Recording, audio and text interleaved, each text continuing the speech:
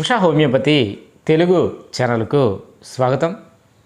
ఈరోజు ఈ వీడియో సెషన్లో మనం కంటిన్యూ చేస్తున్నటువంటి టాపిక్ అండి. 10 to 12 అబ్జర్వేషన్స్లో ఇంతకుముందు మనం 8th అబ్జర్వేషన్ వరకు చెప్పుకున్నాం.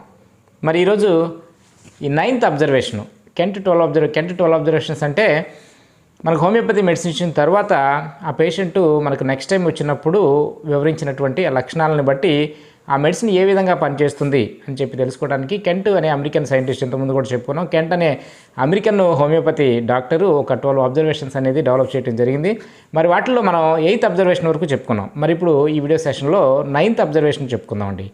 ఈ 9th అబ్జర్వేషన్ ఏంటంటే action of homeopathy medicine upon the provers అని చెప్పి నేను చాలా వీడియోలో ఇంతకుముందు కూడా చెప్పాను. ప్రోవర్స్ అంటే మీకు మన హోమియోపతి మెడిసిన్ ఏ విధంగా పనిచేస్తుందని తెలుసుకోవడానికి మన హోమియోపతి మెడిసిన్స్ని మనం ప్రూవ్ చేస్తామండి.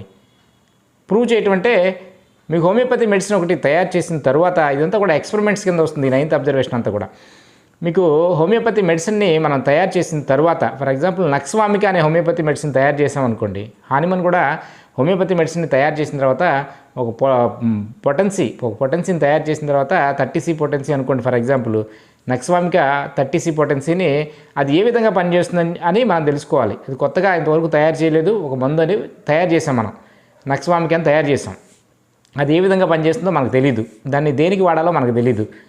అప్పుడు ఏం చేస్తామంటే ఈ నక్స్వామిక ఈ 30 పొటెన్సీని తీసుకొని ఆరోగ్యంగా ఉన్నటువంటి ఒక 30 మందినో 50 మందినో 100 మందినో సెలెక్ట్ చేసుకుంటాం.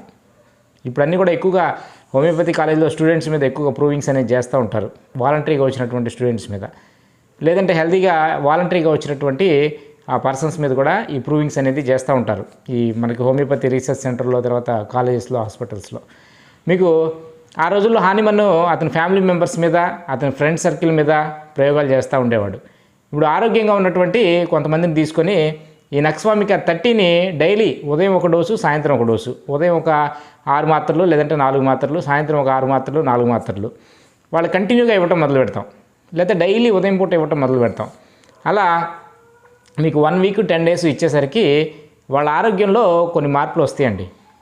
వాళ్ళ ఆరోగ్యంగా ఉన్నటువంటి ఈ హెల్తీగా ఉన్నటువంటి ఈ పర్సన్స్ గ్రాడ్యువల్గా వాళ్ళ ఆరోగ్యం అనేది డిస్టర్బ్ అవుతూ వస్తుంది, వాళ్ళ ఆరోగ్యం అనేది దెబ్బతింటుంది, వాళ్ళ ఆరోగ్యం అనేది డిజార్డర్కి గురయ్యి, వాళ్ళ బాడీ ఫిజియాలజీ అనేది డిజార్డర్కి గురయ్యి వాళ్ళకు రోగ లక్షణాలు స్టార్ట్ అవుతాయి. హెల్తీగా ఉన్నటువంటి వ్యక్తి ఒక రోగి కింద మారతాడు. రోగి కింద ఎందుకు మారతాడు? ఈ మనం ఇచ్చినటువంటి ఆ మెడిసిన్ యొక్క ఇన్ఫ్లుయెన్స్ వల్ల అతనిలో రోగ లక్షణాలు అనేది స్టార్ట్ అవుతాయి. ఆ రోగ లక్షణాలన్నీ కూడా మనం ఒక పేపర్ తీసుకొని ఒక్కొక్కరిని అడుగుతాం అనమాట. ఒక్కొక్కరిని అడిగి 1 to 100 ఎంతమంది ఉంటే అంతమంది డైలీ వాళ్ళకి ఒక పేపర్ ఇచ్చి మీకు వచ్చినటువంటి రోగ లక్షణాలు మీరు రాయండి, మీ హెల్త్ ఏ విధంగా డిస్టర్బ్ అయింది అని చెప్పి రాయమని అడుగుతాం. వాళ్ళన్నీ కూడా ఒక డైరీ తీసుకొని వాళ్ళు మెన్షన్ చేస్తారు. మెన్షన్ చేసిన తర్వాత అవన్నీ వాళ్ళలో ఉన్నటువంటి, ఇప్పుడు ఈ 100 మందిలో లేదంటే 50 మందిలో కామన్గా ఉన్నటువంటి ఈ లక్షణాలన్నీ కూడా మనం గ్యాదర్ చేస్తాం. గ్యాదర్ చేసి ఓహో ఈ మెడిసిన్ ఈ లక్షణాలని ప్రొడ్యూస్ చేస్తుంది అని చెప్పి మనకు క్లినికల్ ట్రయల్ ద్వారా మన ఈ ప్రూవింగ్స్, దీన్నే ప్రూవింగ్స్ అంటాం. మన ఆ మెడిసిన్ ఏ విధంగా పనిచేస్తుంది అనేది ఈ విధంగా ప్రూవ్ చేస్తాం. అయితే కొంతమందికి డౌట్ రావచ్చు, ఆల్రెడీ వాళ్ళకి కొన్ని రోగ లక్షణాలు ఉండొచ్చు కదా అనుకుంటాం. అవన్నీ కూడా ఆ పర్సన్ యొక్క కాన్స్టిట్యూషన్, హెల్తీగా ఉన్నారనుకున్న వాళ్ళనే తీసుకుంటాం. ఆ ప్రతి పర్సన్ యొక్క కాన్స్టిట్యూషన్ని మనం స్టడీ చేస్తాం. కాన్స్టిట్యూషన్లో కొన్ని లక్షణాలు ఉండొచ్చు వాళ్ళకి. అవన్నీ కూడా మనం ఈ ప్రూవింగ్స్ ద్వారా వచ్చినటువంటి ఆ సిమ్టమ్స్ నుంచి అతనికి ఉన్నటువంటి లక్షణాలని మనం ఎంటర్ చేయకుండా అతనికి ముందే ఇన్స్ట్రక్షన్స్ ఇస్తాం అనమాట. అట్లా ఆ విధంగా ప్యూర్గా ఆ మెడిసిన్ ఏదైతే లక్షణాలని ప్రొడ్యూస్ చేస్తుందో మనిషిలో అవన్నీ కూడా మనం రికార్డ్ చేయడం అనేది జరుగుతుంది. రికార్డ్ చేయడం ద్వారా ఈ నక్స్వామిక అనే ముందు ఏ సిమ్టమ్స్ని ఇది ఆరోగ్యవంతుల్లో కలిగిస్తుంది అనేది దాని మీద మనకు ఒక అంచనా వస్తుంది. అదంతా కూడా మన మెటీరియల్ మెడికాలో నిక్షిప్తం చేయడం అనేది జరుగుతుంది. మన దగ్గరకు ఒక రోగి ఒక పేషెంట్ మన దగ్గరకు వచ్చినప్పుడు ఈ నక్స్వామిక లక్షణాలు ఆ పేషెంట్లో కనిపించినాయి అనుకోండి, మనం ఈ నక్స్వామిక 30ని లేదా 200ని ఆ పేషెంట్కి ఇస్తే ఆ పేషెంట్కి ఉన్నటువంటి రోగ లక్షణాలన్నీ క్యూర్ అవుతాయండి. ఇది విప్లవంగా మనకు హోమియోపతిలో ప్రూవింగ్లో జరిగేటటువంటి విషయాన్ని కొంచెం మీకు డీటెయిల్గా కాదు, కొంతవరకు మనం ఈ విధంగా మనం చెప్పుకోవాలి. మరి అందుకనే నేను పదే చెప్తూ ఉంటానండి, సింగిల్ డోస్ ఇవ్వండి, 2 pills ఇవ్వండి చాలు, ఎక్కువ పిల్స్ ఇవ్వద్దు, 5 మాత్రలు 6 మాత్రలు ఇవ్వద్దు. అలాగే పొద్దున్న ఒక డోసు సాయంత్రం ఒక డోసు అలా కంటిన్యూస్గా ఇవ్వద్దు అని చెప్పి నేను ఎక్కువ నా వీడియోస్లో మీరు చూస్తూనే ఉంటారు. మీరు పదే పదే చెప్తూ ఉంటా. కొంతమంది కామెంట్లు ఇప్పుడు కూడా కొంతమంది కామెంట్ రాస్తున్నారు, ఇదంతా కూడా ఇల్లాజికల్, దాని సైంటిఫిక్ రీజన్ లేదు, అది ఇదని. సరైనటువంటి అవగాహన లేని వాళ్ళే మీకు అలా కనీసం వాళ్ళ క్వాలిఫికేషన్ కూడా ఏంటో నాకు తెలియదు.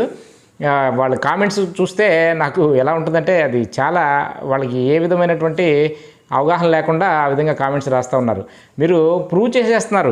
మీరు కంటిన్యూస్గా నక్స్వామిక తీసుకొని పొద్దున సాయంత్రం అట్లా రోజుకు 4 సార్లు వేసేవాళ్ళు ఉన్నారు. అలాగే 1M పొటెన్సీలు మీకు శైలీష 1M తీసుకొని కూడా పొద్దున సాయంత్రం వేసేవాళ్ళు ఉన్నారు. ఇట్లా మీకు హోమియోపతి మెడిసిన్స్ని కంటిన్యూస్గా ఇస్తున్నారనుకోండి, ఆ సిమ్టమ్స్ మీ మీద ప్రూవ్ అయిపోయి దాని యొక్క లక్షణాలు అది ప్రొడ్యూస్ చేస్తుంది.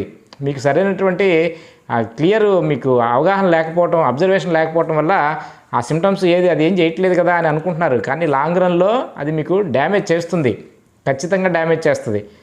హోమియోపతి మెడిసిన్ డ్యామేజ్ చేసినటువంటి దాని నుంచి బయటపడాలంటే మీ ఆస్తులు అమ్ముకోవాలి.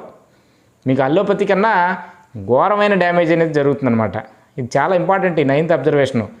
మీరు హోమియోపతి మెడిసిన్ క్యూరేటివ్గా వాడినప్పుడు, అది జబ్బుని క్యూర్ చేయాలి అనే ఉద్దేశంతో మీరు ఇచ్చినప్పుడు సాధ్యమైనంత వరకు మినిమం డోస్ ఇవ్వాలి. సింపుల్ మెడిసిన్ ఇవ్వాలి. కొంతమంది డాక్టర్స్ 4-5 మందులు కలిపి ఇచ్చేస్తారు. మనం ప్రూవింగ్స్ చేసేటప్పుడు 4-5 మందులు కలిపి మనం ప్రూవ్ చేయట్లా. అది హోమియోపతి కాదు. మీరు నక్స్వామిక పొద్దున్న, కార్బోవేజ్ సాయంత్రం, మధ్యాహ్నం పూట సల్ఫరు ఇలా ఇచ్చే డాక్టర్లు కూడా ఉన్నారు. హోమియోపతిని పూర్తిగా స్పాయిల్ చేస్తున్నారు. అలాగే ఇప్పుడు ఈ బ్రాండెడ్ మెడిసిన్స్ కూడా వచ్చేసినాయి. 15 రకాల మందులు కలిపేసి దానికి హోమియోపతి పేరు పెట్టడం, ఇలా మార్కెట్లోకి రిలీజ్ చేసేయటం, ఇట్లా హోమియోపతిని పూర్తిగా సర్వనాశనం చేసేస్తున్నారు. హోమియోపతి అంటేనే మీకు భయపడేలాగా ప్రజలు కొన్నాళ్ళకి వీటి వల్ల వచ్చేటటువంటి ఆ సిమ్టమ్స్ ఎప్పుడోకప్పుడు వాళ్ళు అబ్జర్వ్ చేస్తారు. ఇప్పుడు నాలెడ్జ్ లేదు వాళ్ళకి, కానీ భవిష్యత్తులో వాళ్ళకి నాలెడ్జ్ వస్తుంది. కానీ చాలామంది కొన్ని సెన్సిటివ్గా అబ్జర్వ్ చేసేవాళ్ళు ఇది హోమియోపతి వల్లే వచ్చింది అని చెప్పి కొంతమంది గమనిస్తారు. అప్పటికి కూడా మన హోమియోపతి డాక్టర్స్ మనం ఒప్పుకోం, ఇది హోమియోపతి వల్ల రాలేదు, హోమియోపతికి అసలు సైడ్ ఎఫెక్ట్సే లేవు అని చెప్పి వాళ్ళని ఏదో విధంగా మభ్యపెట్టి మనం పంపించేస్తుంటాం. కానీ మీకు ఇది 9th అబ్జర్వేషన్ మీకు చెప్పేది చూడండి. హోమియోపతి మెడిసిన్ మీకు కంటిన్యూస్గా పొద్దున సాయంత్రం ఇచ్చేసారనుకోండి, లేదంటే ఇలా కాంబినేషన్లో మెడిసిన్స్ ఇచ్చేసారనుకోండి, వాటి సిమ్టమ్స్ అది ప్రొడ్యూస్ చేస్తుంది. అది మీకు ఆర్గన్స్ని డ్యామేజ్ చేస్తుంది ఖచ్చితంగా. మరి హోమియోపతి ఇలా ప్రూవ్ చేస్తారు కదండి. మరి ఈ ప్రూవింగ్స్ వల్ల వచ్చినటువంటి ఆ సిమ్టమ్స్ని ఆ పర్సన్స్కి ఏ విధంగా మరి తగ్గుతాయి అంటే, కొన్నాళ్ళ తర్వాత ఆటోమేటిక్గా ఆ సిమ్టమ్స్ అనేది తగ్గిపోతాయండి ప్రూవ్ చేసినప్పుడు. కానీ మనం అనారోగ్యవంతుడికి ఇచ్చామనుకోండి, మనం ఇక్కడ ప్రూవింగ్స్ గురించి మాట్లాడుకునేటప్పుడు మన ఆరోగ్యవంతుల గురించే మాట్లాడుకుంటున్నాం. అలా కాకుండా అన్హెల్తీ పర్సన్స్కి ఇచ్చామనుకోండి, అన్హెల్తీ పర్సన్స్కి పేషెంట్ మన దగ్గరికి వచ్చినప్పుడు అతను డిసీజ్ క్యూర్ చేసేటటువంటి ఆ పేరుతో 2 మందులో 3 మందులో లేదా ఒకే మందుని పొద్దున సాయంత్రం ఇచ్చి ప్రూవ్ చేసామనుకోండి, అతని సిమ్టమ్స్ సప్రెస్ అయ్యి ఏ హార్ట్ డిసీజెస్ వచ్చేటటువంటి అవకాశం ఉంటుంది. కానీ ఒరిజినల్ ప్రూవింగ్స్లో మనం ఆరోగ్యవంతులు తీసుకుంటాం కాబట్టి అలాంటి ప్రాబ్లం ఉండదు. ఆ సిమ్టమ్స్ అన్నీ కూడా మన మందు ఎప్పుడైతే ఆపేస్తామో గ్రాడ్యువల్గా ఆ సిమ్టమ్స్ అన్నీ కూడా అవన్నీ కూడా గ్రాడ్యువల్గా ఫేడ్ అయిపోతాయి. మీకు ఆ సిమ్టమ్స్ తగ్గలేదనుకోండి, అప్పుడు వాటిని యాంటీడోట్ చేసేటటువంటి ప్రాసెస్ ఉంటుంది. దాని ద్వారా మనం ఆ ప్రూవింగ్స్ ద్వారా వచ్చినటువంటి ఆ సిమ్టమ్స్ని మనం యాంటీడోట్ చేసి ఆ సిమ్టమ్స్ని మనం నల్లిఫై చేయడం అనేది జరుగుతుందండి. అట్లా మనం ఈ 9th అబ్జర్వేషన్ మనం దృష్టిలో పెట్టుకొని ఈ కాంబినేషన్ మెడిసిన్స్ తర్వాత ఓవర్ డోసేజ్ ఇవ్వటం అనేది చేయకూడదండి. సిమిలర్ మెడిసిన్ ఇవ్వాలి.